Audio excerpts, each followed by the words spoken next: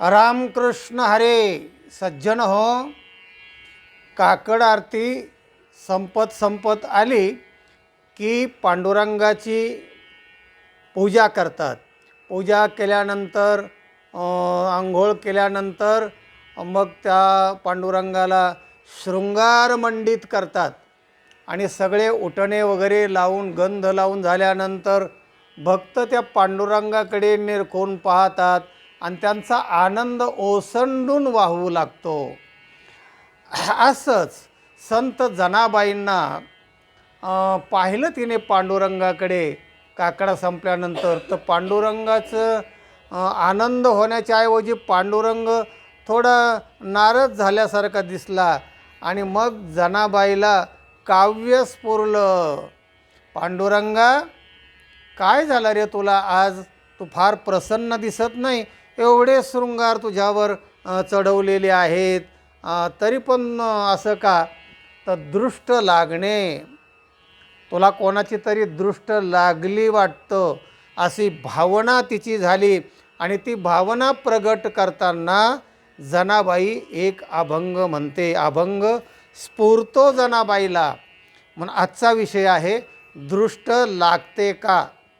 भावनात्मक विषय आहे आणि तो जनाबाईने या आपल्या अभंगामध्ये व्यक्त केलेला आहे. ऐका. कोणाची झाली दृष्ट तुला माझ्या पंढरीराया.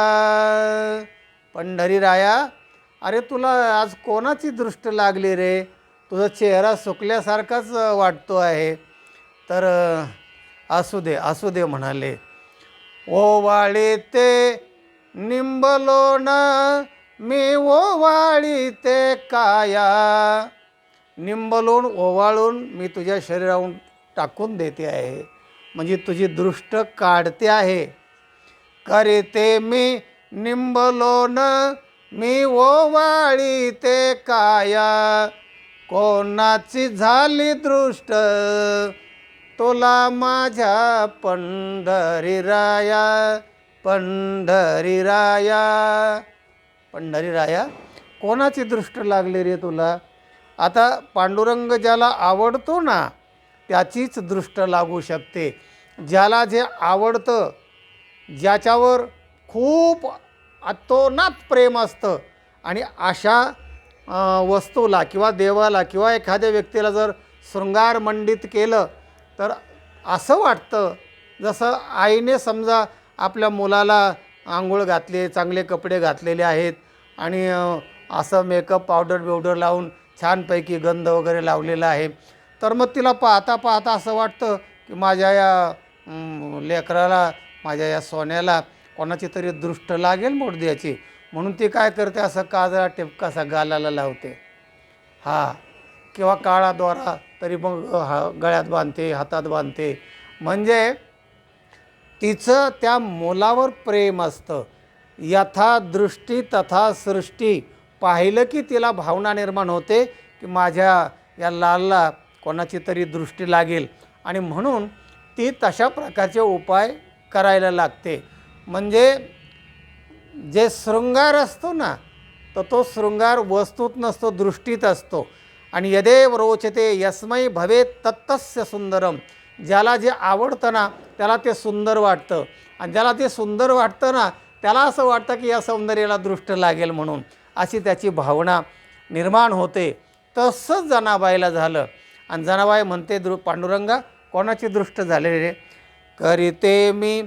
करते मी निंबलोण मी ओवाळी ते काया. कोणाची झाली दृष्ट तुला माझ्या पंढरीराया. आता पंढरीरायावर कोणाचं प्रेम असतं? वारकऱ्यांचं, वैष्णवांचं, साधू संतांचं, भाविकांचं अतोनात प्रेम असतं पांडुरंगावर. पाहिलं पांडुरंगाला की मग जनाबाई पुढे व्यक्त करते आपलं मत. साधू संत येती जाती दृष्ट तुला लाविता ते. तुझवरी बहुमाया तुला माझ्या पंढरी राया. कोणाची झाली दृष्ट तुला माझ्या पंढरी राया. पंढरी राया हे साधू संत आहेत ना, ते जाता येता तुझ्याकडे सारखं पाहतात आणि तुझ्यावर माया असल्यामुळे कोणाची तरी दृष्ट लागलेली आहे तुला आणि म्हणून तुझा चेहरा आज पडलेला दिसतो आहे. जनाबाई काढी दृष्ट आणि मग जनाबाई दृष्ट काढते पांडुरंगाची. जनाबाई काढी दृष्ट भक्तीच्या मोहऱ्या मीठ. मीठ हे निगेटिव्ह ऊर्जा जी असते ना, नकारात्मक ऊर्जा ती शोषून घेतं असं विज्ञान म्हणतं आहे. तेव्हा मीठ आणि मिरची ही फार महत्त्वाची आहे. निंबलोन निंबू आणि मीठ. जनाबाई काढी दृष्ट भक्तीच्या मोहऱ्या मीठ. गालाला लावी बोट तुला माझ्या पंढरी राया. आणि काळा असं काजळाचं बोट पांडुरंगाच्या गालाला लावते. केवढी भावना आहे, किती उत्तुंग शिखरावर गेलेली भक्तांची भावना आहे. गालाला लावी बोट तुला माझ्या पंढरी राया. कोणाची झाली दृष्ट तुला माझ्या पंढरी राया. ही भाविकांची दृष्ट झाली. वेगवेगळ्या प्रकारच्या दृष्ट असतात आणि त्या वेगवेगळ्या प्रकारच्या दृष्टीमध्ये जसं दिसतं ना, तसं त्यांना असं वाटतं की मला ती दृष्ट दुसऱ्याला लागेल का काय, किंवा मला लागेल की काय. असंच एक कुठंतरी गाणं ऐकलेलं आहे. मी जलवंती मी फुलवंती तुझे नजर लागेल मला. मी जलवंती. एक सुंदर स्त्री आपल्या मित्राकडे पाहून म्हणते आहे, मी जलवंती मी फुलवंती तुझी नजर लागेल मला. तुझी नजर लागेल मला. नजर लागणं म्हणजेच दृष्ट होणं. तेव्हा ही दृष्ट नावाचा जो प्रकार आहे ना, तर हा उपाय त्याला सांगितलेत. गालाला काळं लावणं, हातात काळा दोरा बांधणं, या सगळ्या गोष्टी करणं.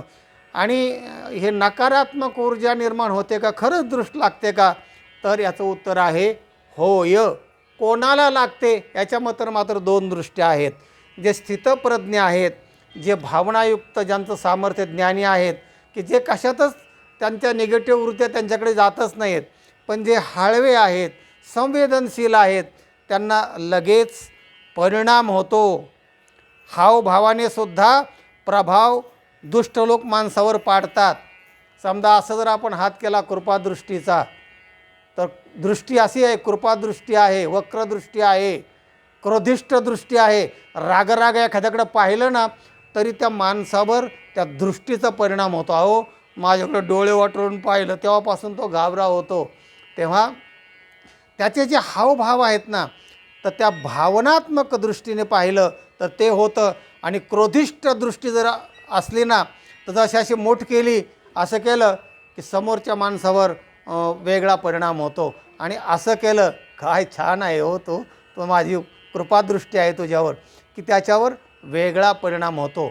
म्हणजे नकारात्मक ऊर्जा आणि सकारात्मक ऊर्जा, कृपादृष्टी आणि वक्रदृष्टी, अशा दृष्टीचा परिणाम वेगवेगळा होऊ शकतो. आणि म्हणून भाविकांची म्हणजे जनाबाईंची जी दृष्ट आहे ना, फार भावनात्मक आहे. आणि ती दृष्ट पांडुरंगाची तिने काढलेली आहे. कोणाची झाली दृष्ट तुला माझ्या पंढरी राया. सज्जन हो, हा व्हिडिओ इतरांना पाठवा, लाईक करा. आणि ज्यांनी चॅनलला सबस्क्राईब केलेलं नाही त्यांनी जरूर सबस्क्राईब करा. आनंद घेत राहा, श्रवण करीत राहा, आनंद आणि ज्ञान देत राहा. रामकृष्ण हरे.